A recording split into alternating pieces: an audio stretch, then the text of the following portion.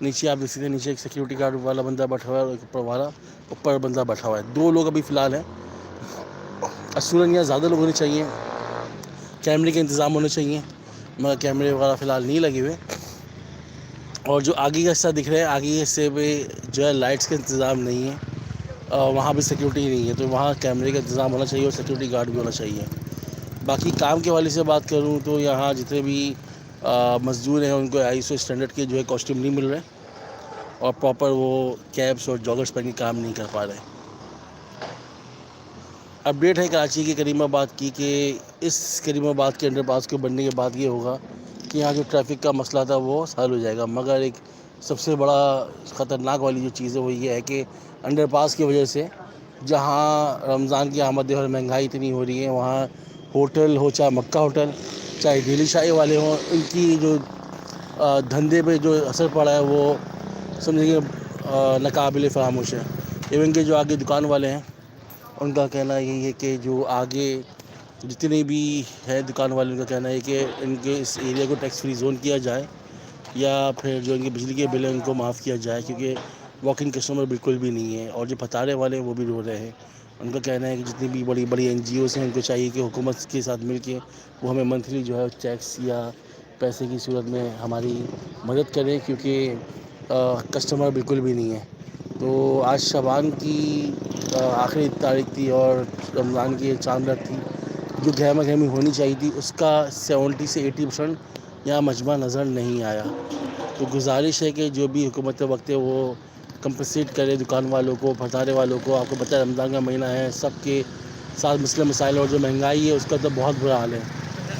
مہنگائی کی اپڈیٹ یہ کہ صبح جب میں نے ویڈیو بنائی تھی اور خربوزے کے بارے میں ریٹ بتایا تھے، خربوزے کے جو ریٹ تھے وہ 150 روپے تھے. ابھی رات میں خربوزے کے ریٹ 200 روپے، اور یقیناً وہ کل 250 روپے یا 220 پہ جائیں گے. اور جو پھل والے ہیں ان کی اپنی بدتمیزی، طوفانی بدتمیزی، اگر لسٹ مانگو تو دکھاتے نہیں ہیں، اور اگر آپ کم کرواؤ تو کہتے ہیں آگے جاؤ. تو یہ حالات ہیں کراچی میں. ہم پھر حکمرانوں کو چور کہتے ہیں، پھر ہم کہتے ہیں کہ وہ چور، وہ چور، وہ ڈکیت، اور ہم جو ہے کچھ چھوٹی چھوٹی چیزوں میں چوری کر رہے ہیں. ایون کہ آپ دیکھیں تو خربوزے کے علاوہ کیلے کے ریٹ بھی بڑھ گئے. اور کل دیکھتے ہیں کہ کل کیا طوفان ہوگا، اور حالات جو ہے کنٹرول سے باہر ہوتے ہیں نہیں ہوتے. اللہ تعالیٰ بس آسانی فرمائے. کوشش کریں کہ اپنے ایریا میں جتنے بھی لوگ ہیں ان سب کی خبر گیری رکھیں. اور اس مہنگائی کے دور میں جہاں لوگ فاقہ کشی کر رہے ہیں، وہاں جو ہے اس طرح کا اگر پروجیکٹ بنتا ہے کریم آباد کے انڈر پاس جیسا، جہاں اربوں روپے لگ رہے ہیں کریم آباد کے برج انڈر پاس کے اوپر، اور وہاں اسی ایریا میں اگر لوگ فاقہ کشی کر رہے ہوں، یا لوگ جو ہے بے روزگاری میں مر رہے ہوں یا فاقہ کشی میں مر رہے ہوں، تو لعنت ہے ایسے پروجیکٹ کے اوپر. اور میں معذرت چاہتا ہوں مجھے اس طرح کے ہارش ورڈ استعمال کرنے پڑ رہے ہیں. اگر تو آپ کے اس اربوں روپے کے پروجیکٹ کی وجہ سے کسی کے گھر کا چولہا ختم ہو رہا ہے، یا کسی کے اوپر ہلکی سی آنچ بھی آ رہی ہے، تو اس کی کمپنسیشن، اس کی جواب دہ آپ کو آخرت میں آپ کو دینی پڑے گی، نہ کہ کسی کتے یا کسی جانور کو. کیونکہ آپ حکومت وقت میں آپ کی وجہ سے لوگوں کی دکانوں کا جو معاملہ ہے، جو چولہا ہے وہ ختم ہو رہا ہے. لوگ جو پتارے والے ہیں رول رہے ہیں. تو آپ کو چاہیے کہ فل فور کمیٹی بنائی جائے، اور اس مہنگائی کے دور میں جو دکان والے، جو پتارے والے، جو پریشان حال ہیں، ان کی پریشانی کا جو ہے وہ کمپنسیٹ کرنے کی کوشش کی جائے.